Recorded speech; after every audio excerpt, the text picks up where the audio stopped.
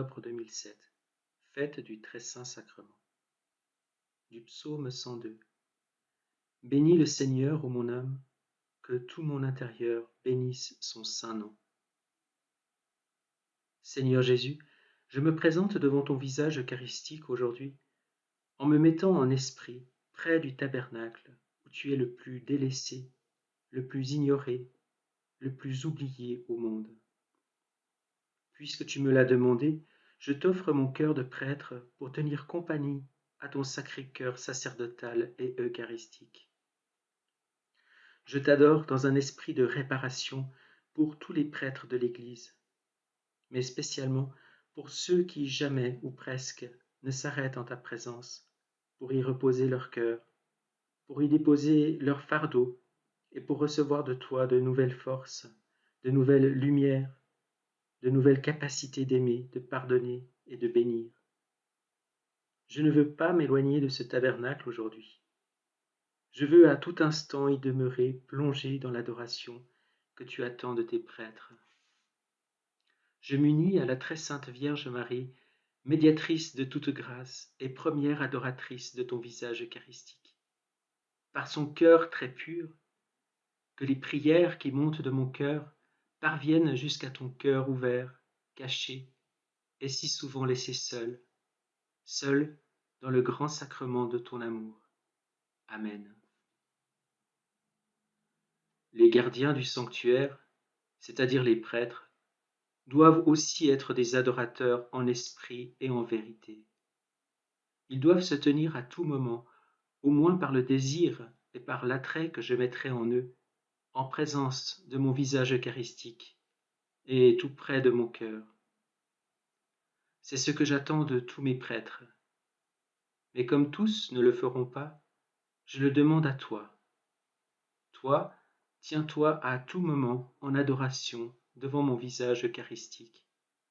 Ne laisse pas seul mon cœur qui palpite d'amour, qui ne veut que répandre des flots de miséricorde sur ceux qui s'approchent de ma présence réelle. Si je te parle ainsi maintenant, c'est que tu as besoin d'entendre ma voix. Trop longtemps tu étais loin de moi, sans pouvoir me tenir compagnie, sans pouvoir entendre tout ce que moi je voulais te dire. Mais maintenant, le moment est venu. Dès maintenant, je te parle, et je te parlerai pour que beaucoup soient ramenés à moi, et en moi trouvent la guérison et la paix. Et pendant que je lui disais « Jésus, Jésus, Jésus, esto me qui Jesus », il m'a répondu. Rien ne me plaît autant que cette prière dite avec confiance et du fond du cœur. Cette prière signifie « Jésus, Jésus, Jésus, sois pour moi un Jésus sauveur ». C'est une invocation connue pour être les dernières paroles de saint Ralph Sherwin. Et comme je lui demandais « Et Jésus crucifié ?» il m'a répondu « Jésus crucifié, c'est tout le mystère de mon visage d'amour souffrant, de ma tête inclinée pour dire oui au Père, de mon cœur transpercé et ouvert, d'où découle le don de l'Esprit dans le sang et dans l'eau. Voilà le mystère de Jésus crucifié. Contemplez-le, et vous serez dans la voie que j'ouvre devant vous. Mon visage souffrant, vous le trouverez dans l'Eucharistie. Ma tête inclinée pour dire oui au Père, vous la trouverez dans l'Eucharistie aussi. Et mon cœur transpercé et ouvert, d'où découle le don de l'Esprit Saint pour le salut du monde entier et la joie de l'Église, c'est dans l'Eucharistie que vous le trouverez. Mais vous, n'ayez pas peur. J'ouvre devant vous un chemin qui conduit à la vie en abondance. Et cette vie, nul ne pourra la contester. Ce sera le signe de ma présence au milieu de vous, car moi, Jésus, je suis votre Emmanuel. Plus tard, en disant les mystères joyeux. Mon visage humain, je l'ai reçu de ma mère. Lorsque vous le contemplez, c'est sa beauté que vous contemplez.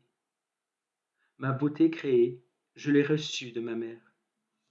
Ma beauté incréée est le rayonnement de la gloire du Père sur mon humanité. Et le jeudi soir, aujourd'hui je crois que c'était pendant les mystères glorieux du rosaire, le Seigneur m'a parlé d'une Pentecôte sacerdotale, d'une grâce obtenue par l'intercession de la Vierge Marie pour tous les prêtres de l'Église. À tous sera offerte la grâce d'une nouvelle effusion de l'Esprit Saint pour purifier le sacerdoce des impuretés qui l'ont défiguré et pour redonner au sacerdoce un éclat de sainteté tel qu'il n'y en a jamais eu dans l'Église depuis le temps des apôtres. Cette Pentecôte sacerdotale se prépare déjà dans le silence et dans l'adoration du Saint-Sacrement. Les prêtres qui aiment Marie et qui sont fidèles à prier leur chapelet seront les premiers à en bénéficier.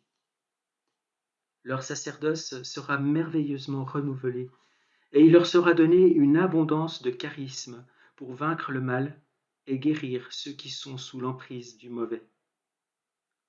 Il m'a été donné de comprendre que l'intercession du pape Jean-Paul II a aussi joué un rôle en obtenant par Marie cette grâce de la Pentecôte sacerdotale.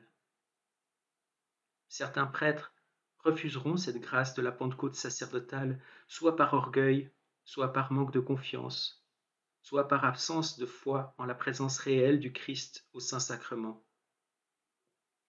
Cette Pentecôte sacerdotale partira du tabernacle ou des tabernacles du monde, comme d'un foyer ardent de charité. Les prêtres qui auront été trouvés fidèles à tenir compagnie à Jésus hostie se réjouiront. Ils comprendront tout de suite les merveilles qu'il voudra faire en eux et par eux.